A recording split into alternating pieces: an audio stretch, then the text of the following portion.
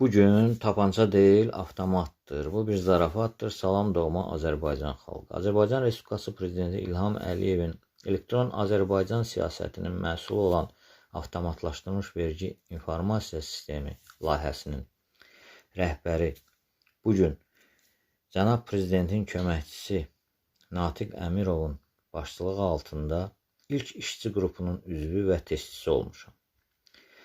Azərbaycan proqramçıları, türk proqramçılarının yazdığı proqramı test etmişəm, məcəllə ilə uyğunluğunu yoxlayıb cənab prezidentə təqdimat üçün hazırlamışam.